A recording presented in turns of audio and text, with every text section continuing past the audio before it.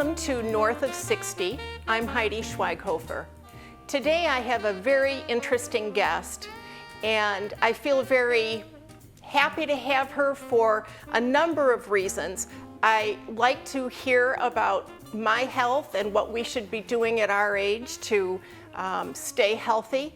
And every time I go to my annual physical, I want to ask my physician all of these questions, and I always feel like I don't have enough time to do so. So today we have the time. I want to introduce you to Wendy Geaney. Wendy is an advanced practice nurse with a certification in family practice, so she's titled a family practice nurse practitioner.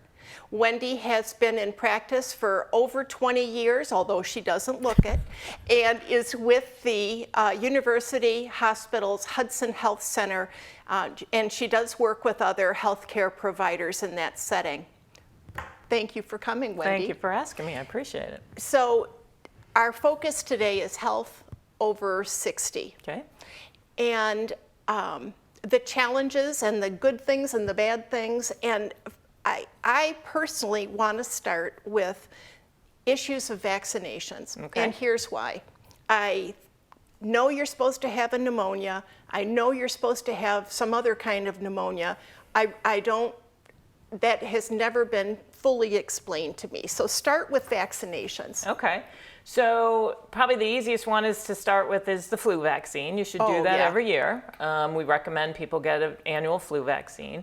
The pneumonia vaccines are generally for ages 65 and above, unless you have other health issues and you can talk to your provider about those things. Oh. We start with the Prevnar 13. It's pneumococcal. It protects you against pneumococcal pneumonias. And is that the worst of the pneumonias, or is that the most prevalent? That is the most prevalent. Okay. So the Prevnar 13 covers 13 strains of this pneumonia. Then a year later, the recommendation is a year later, you get Pneumovax 23, which is 23 additional strains. Oh my God. I know, it sounds like a lot, but there is a significant increase in mortality and morbidity from pneumonias at over 65. So you want to be protected. They're both one and done. You get them a year apart and you're good for life. And you have to get them a year apart. You wouldn't want to get them at the exact same time. They do give them closer together if you have certain more serious health issues, things like not having a spleen, things like that, some cancers. But that's for otherwise healthy individuals, that's how you do that. The reason you do the Prevnar 13, or it's recommended to do the Prevnar 13 first, is because you get better antibody response. So you get better response from both vaccines if you do the Prevnar 13 first.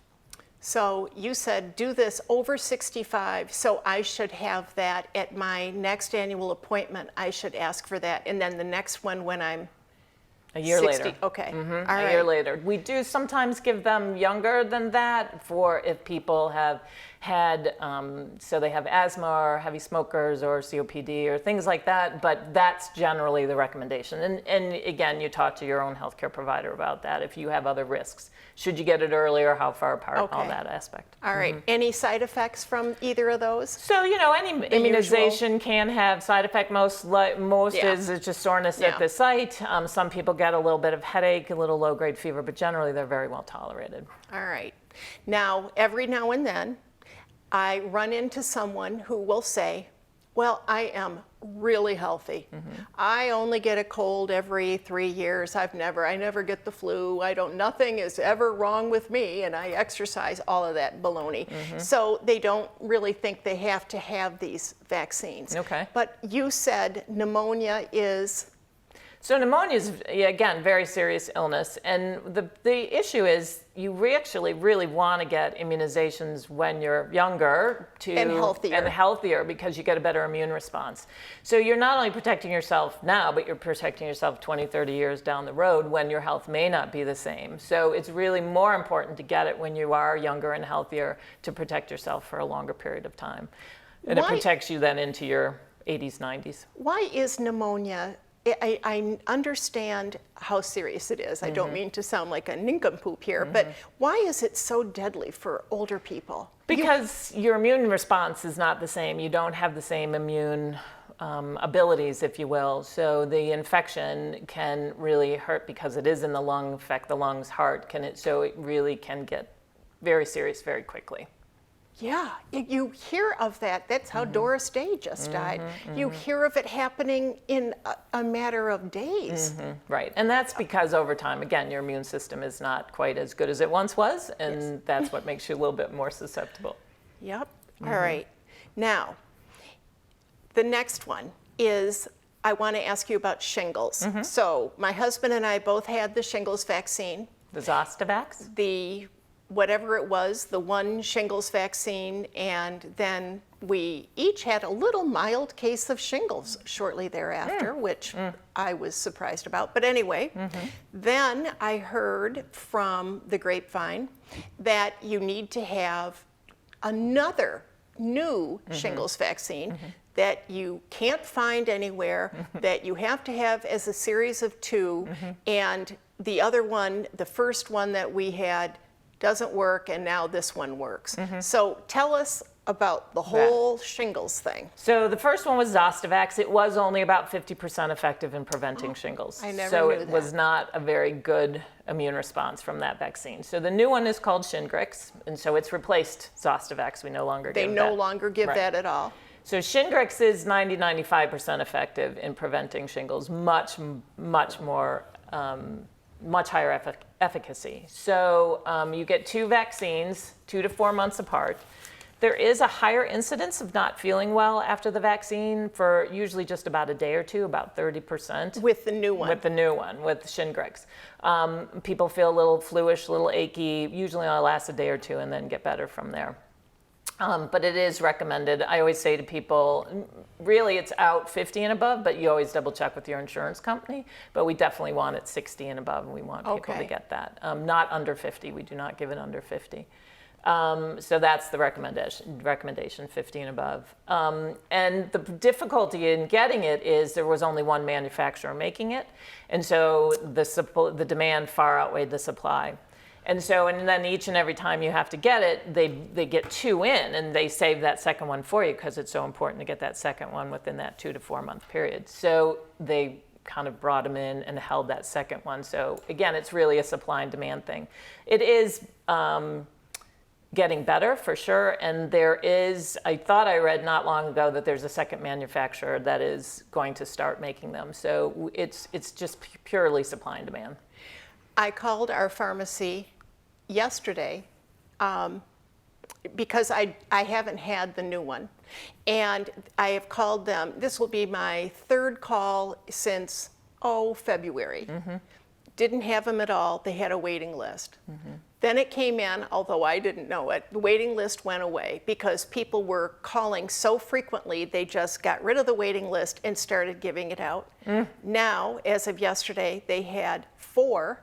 And they had 2 people, and they were saving the second one for these them. 2 people. And I have to start calling every week again. So I don't remember this with any other vaccines. It's kind of right. I don't have full explanation for it, but it is supply and demand. So I'm not so sure they realize that the demand or just how fast they can make it. I'm not quite sure how that all goes down, but that's how it did. The other thing about the Shingrix, if you're on Medicare, it has to be given at a pharmacy. Yes, I'm so glad you brought it up. We had a friend who had it at his doctor's office, and it was like $400. Not covered. And Medicare covers it if you have it at the pharmacy.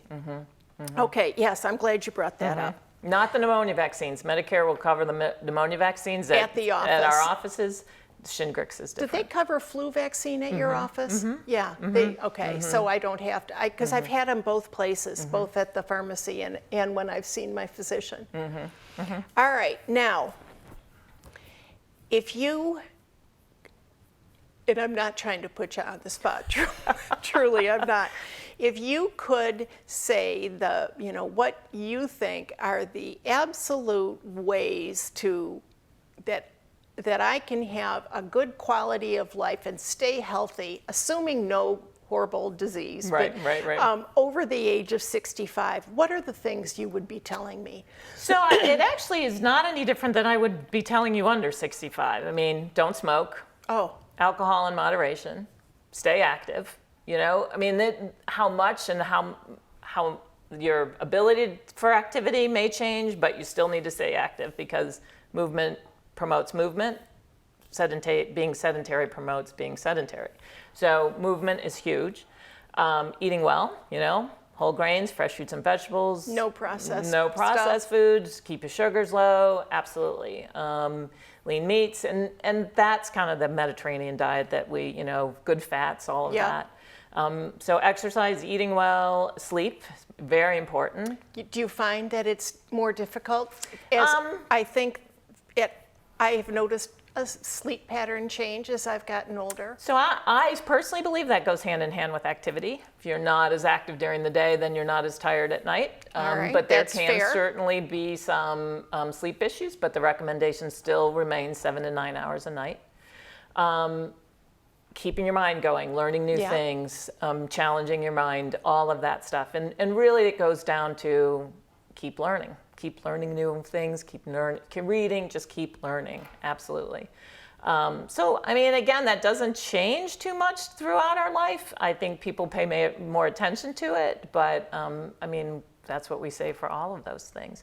And I think we'll get into it, but getting annual checks, making sure you're up to date on everything, making sure that you're doing what you need to do, that your provider's saying to you, hey, listen, your weight's gone up a little bit, or your sugar's a little high, or, you know, and paying attention to that and doing those things, absolutely. I just heard about this from a friend this weekend. He is 72, and he pulled a tendon or pulled something and ended up in an urgent care and it was fairly minor, but it was painful and he was going to go on a trip, and so he wanted to get it looked at. And when he got in there, they took his blood pressure and it was 200 over 110.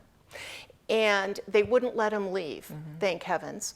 And they treated him and had him stay there for a period of some hours. Frankly, the pulled tendon was the least of the worries. And then they made sure that he followed up the following day with his primary care physician and started on high blood pressure medicine. He had never been on it.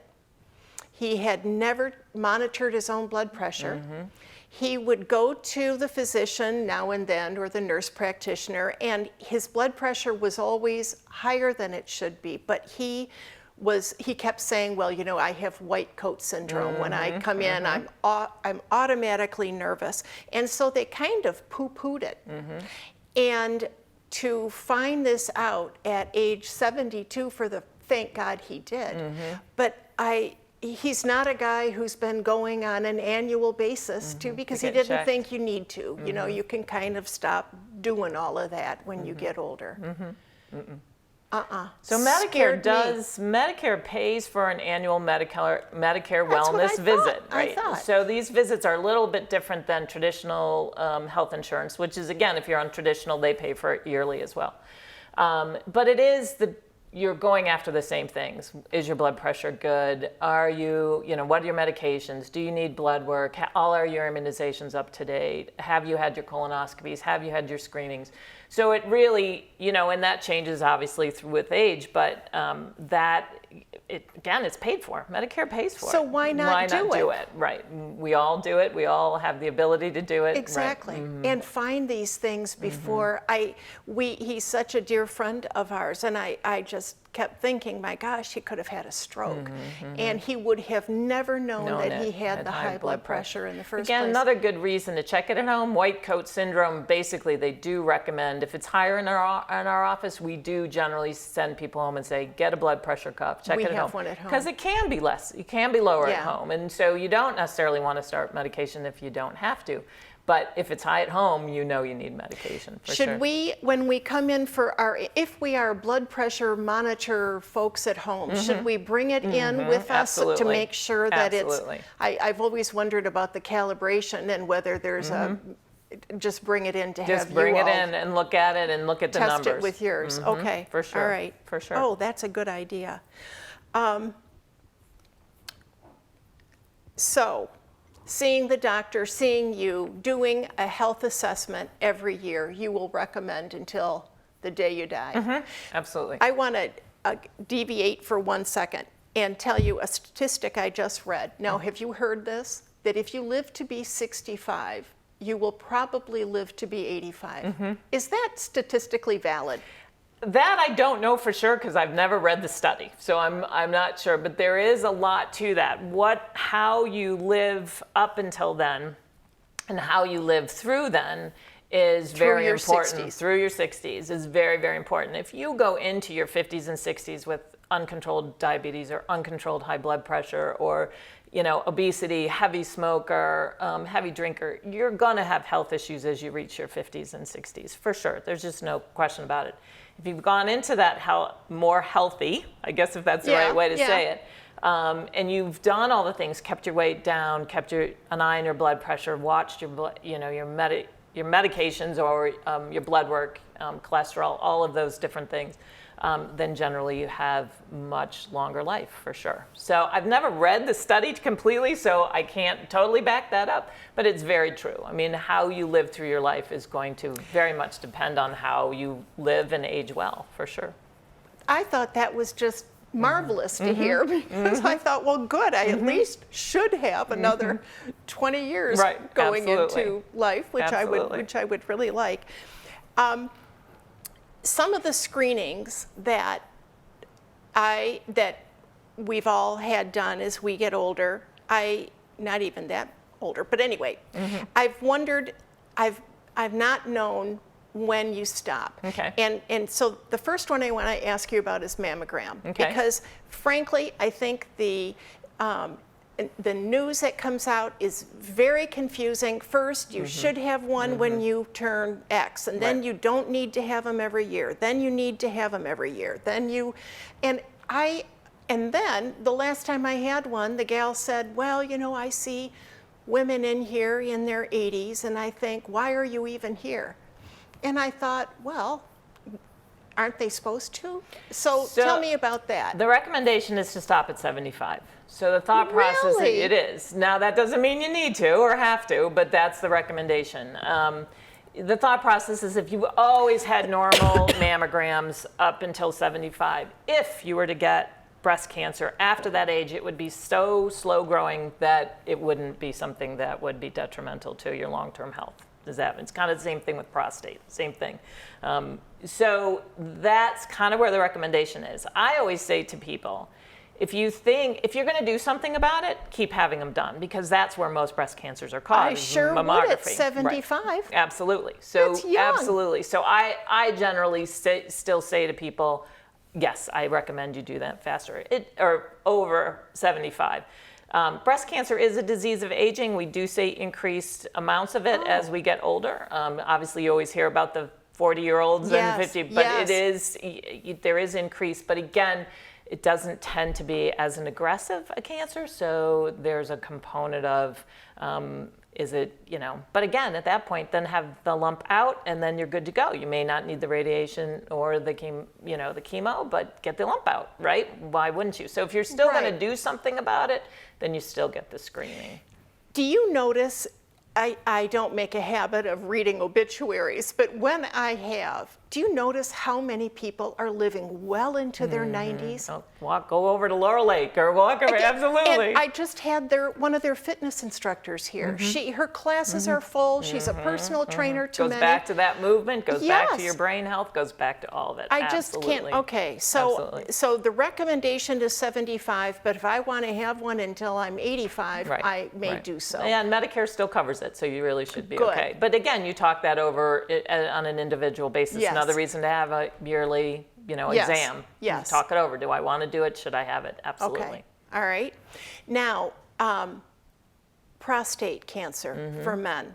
Same thing. You don't have to do anything after 75, and yet we've known people. So that recommendation is you check the PSA and the blood work from 55 to 69. You check it outside those times if you're having issues. So if they've had issues in that time, then check it outside that or time. urinary symptoms that show up later, because there was a lot of over treatment for prostate. Yes, I read that. Right. So they saw a lot of secondary issues from having biopsies and other things. So if you're not really having symptoms, and the symptoms usually are some type of urinary symptoms, frequent urination at night, difficulty initiating a stream of urine, things like that, then you would check it outside. Or if it had been rising over the time between that 55 and 69, then you would continue to check it. Good. But again, individual basis, everybody's individual, so you make that decision with the patient, your doctor or your nurse. at the time, absolutely, for sure. And the patient. I mean, the patient can say, yeah, get it done, or no, I don't need to get it done. But you make that decision at that time. Okay.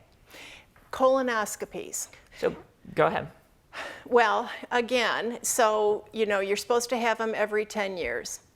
But there has to be, I remember with my parents, actually, my father's still alive and is 99, but my mother passed away at 95. Anyway, she was told, I think at age 80. 75, same thing.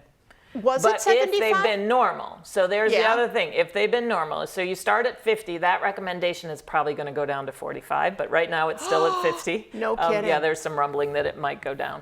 But at 50, you start with colonoscopies. As long as they're normal, you have them every 10 years. And really the abnormality is if there's polyps, then they do them every 5 years, that sort of thing. If you've always had normal and you've done them every 10 years, you stop at 75 because your risk of colon cancer is really what if you have a history, though, of colon cancer? Then you do it afterward. So your own personal history or family history? No, what if you had a family history of colon cancer and now you're 75? If you've never had polyps, you're not going to get colon cancer per se. I mean, again, they're really from the polyps. So even if there's a family history, and again, you would talk that over with the GI specialist, but generally speaking, if you've been clean and never had polyps, you can stop at 75. Now, again, a GI specialist may say, no, there's family history, let's do it longer.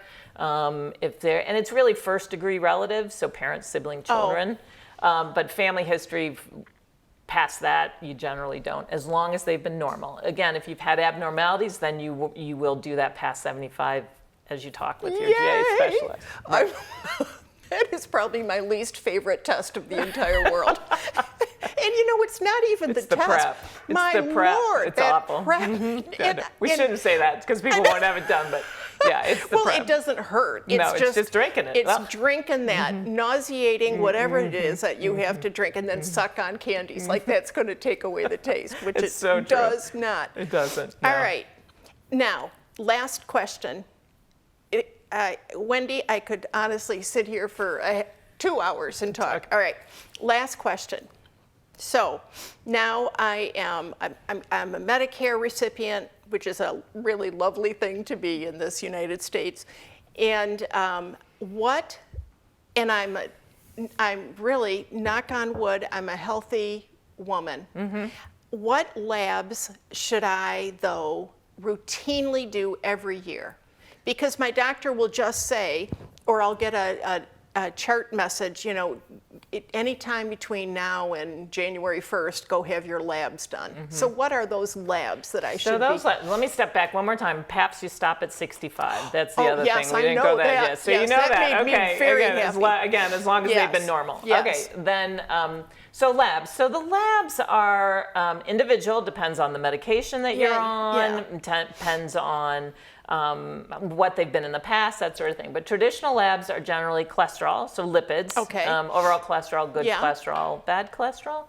Metabolic studies, which is, sugar, sodium, potassium, chloride, kidney function, liver function. Gotcha. And then CBC, which looks at white blood cells, red blood cells, that sort of thing. Okay. Thyroid, if you're still on thyroid medications, but thyroid disease really we usually see it younger. So we generally, as long as people are feeling okay, we don't generally do the TSH or the thyroid after a certain age. What if there's a history of parents with thyroid? Then you would probably still do it. But again, it usually shows up a little bit younger. So, but you would still do it. Again, that individual basis. If everything's normal, you're not on medication, then maybe you could check it every 2 years instead of every 1 year. But medication, blood pressure medication, cholesterol, the kidney functions need to be checked yearly. The liver functions need to be checked yearly.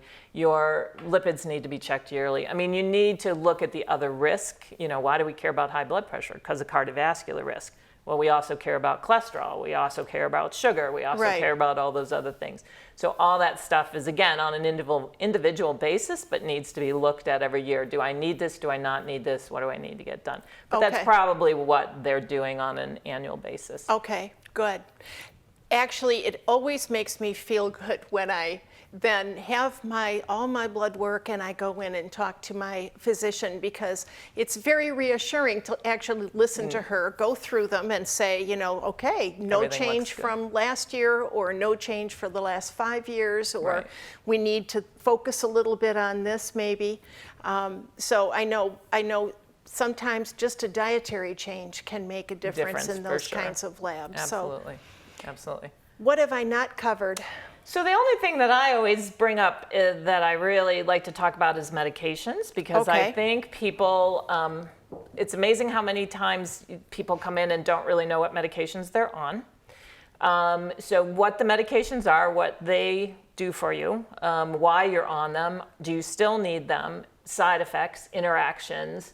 People use a lot of over-the-counter medications. They're sometimes not aware that it may interact with some of the medications that they're on. That is very true. Monitoring those medications, there may be a point where you were put on something and you no longer need it. It may be, just because you're put on a medication doesn't mean you're on it for life. Forever. So that's the other thing that I encourage people to look at. You go to university hospitals, you go to the clinic, you go anywhere, you're going to get a printout, clinical summary, we call them. This is what your medications, Yeah. this is what we talked about today. Read it, know it, make sure it's all right, make sure it's all accurate.